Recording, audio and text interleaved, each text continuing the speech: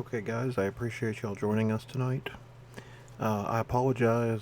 The last few times I've attempted to stream, I've either had audio or video issues, and on top of all that, um, also dealing with my depression as well.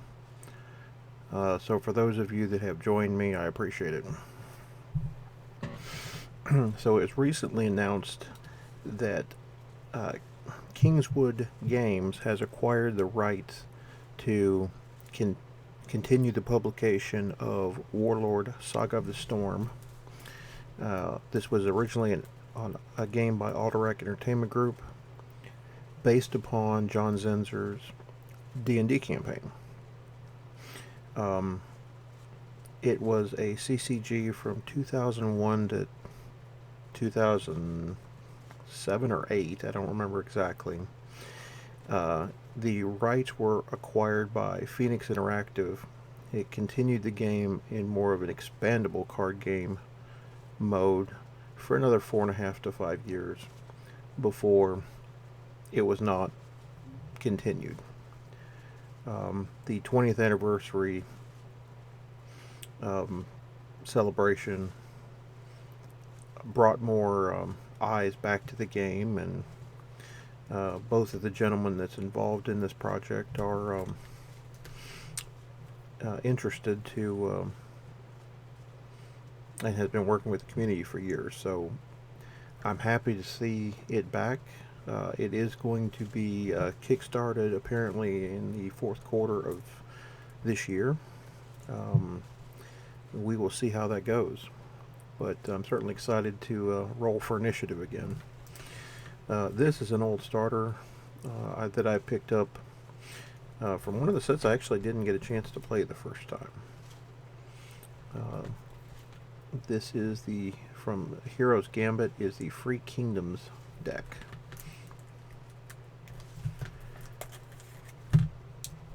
And I am streaming this opening because somebody was asking, what did the starter decks contain?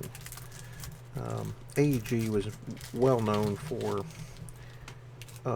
having a certain amount of fixed product in their starter decks and a certain amount of random. Many of you who have known that.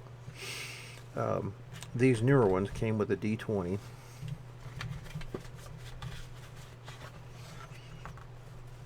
And alright, and then there's our rule sheet. Oops. See if I can get a better zoom in on this.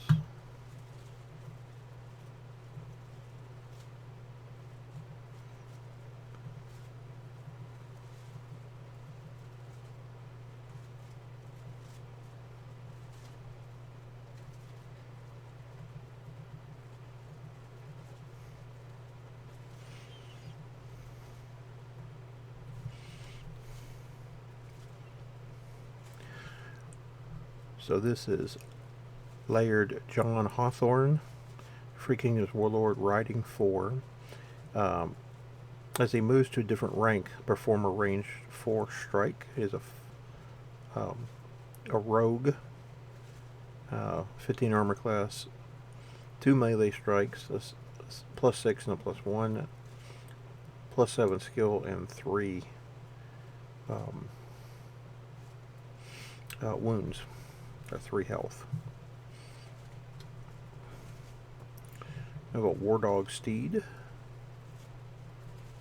which is it's a fixed card. Hawthorne's Arrows, Trap Kit, Blinding Mirror Trap,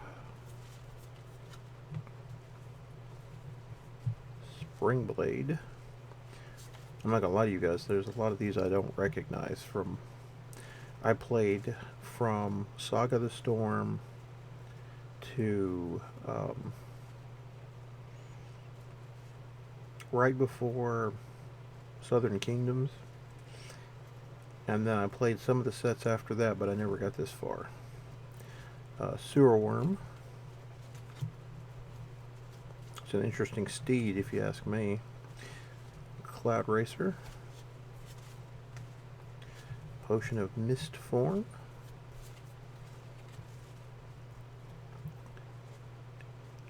Tenzik Mask. Harassment. Brutality. That sounds like straight out of Mortal Kombat. Quick and Deadly.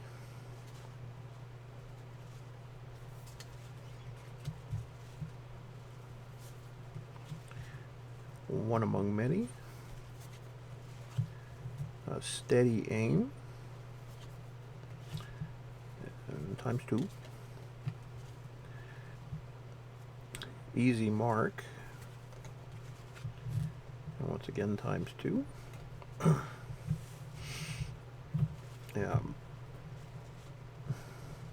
I'm not even going to try to pronounce that. Loose Worm.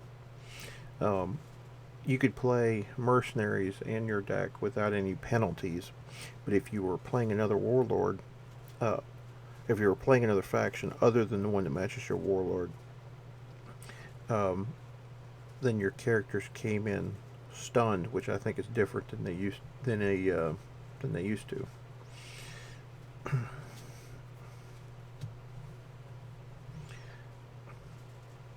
Nyar Hawthorne.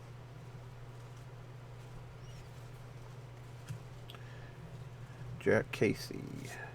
Oops. Marcus Dila. Finley. That's Steve Arga art. I recognize that. Selenar Guard. Selenar Archers. Couple of those. Curdwin, another mercenary. Angus Hammerfall, couple of him. Keisha, another bard. Tan Ven Ven, couple of him. Sarah Ni Hyorn, and I'm butchering that, I'm sure. 2 of her. Anguli Mala.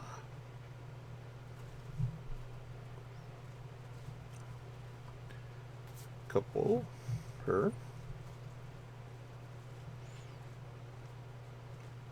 Killa Hawthorne. Ooh, a rules card.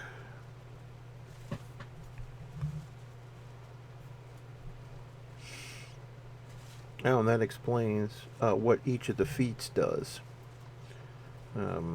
That's actually quite useful because at the time I always had to have a rule sheet to remember that. That's actually pretty neat. And I'm going to assume that the rest of this is the random cards that are inserted. One Against Many. Living History. Another Angula. Line in the Sand. Oops. Viper Token.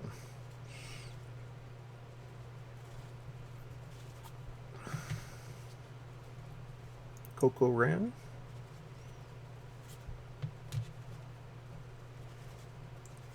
Arik.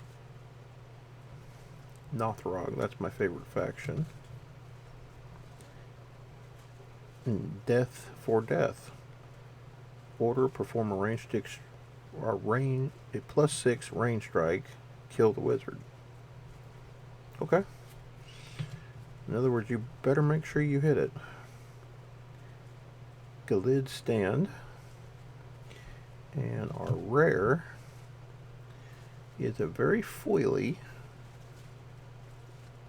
And one of the problems of the foils that they did at AEG. They're very shiny, but they're very hard to read. Belt of Giant Strength. Plus 6 attack, plus 2 armor class. Fighter level 10. Until end of turn, this fighter counts as 4 characters for determining illegal ranks. Order, once per turn, kill an adjacent character, perform a plus 8 range strike that targets a character from 1 to 3 ranks away. If the targeted strike hits, it inflicts an additional wound.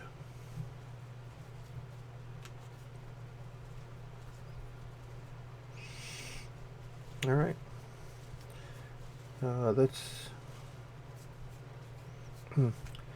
That's what at least a mid-tier starter, when AEG started going to this style starter deck, was a little bigger and came with the D20. They had figured out how to at least build you a starter deck that was semi-playable out of the box. And then the last 15 or so cards were the random suite, so to speak. You're going to hear more Warlord content on this channel. We're going to be doing Warlord Wednesdays, Throwback Thursdays for L5R, and Fridays for Flesh and Blood. So stay tuned. The Kolat Information Network is back. And until next time, no matter the game, there is no escape from the tiger.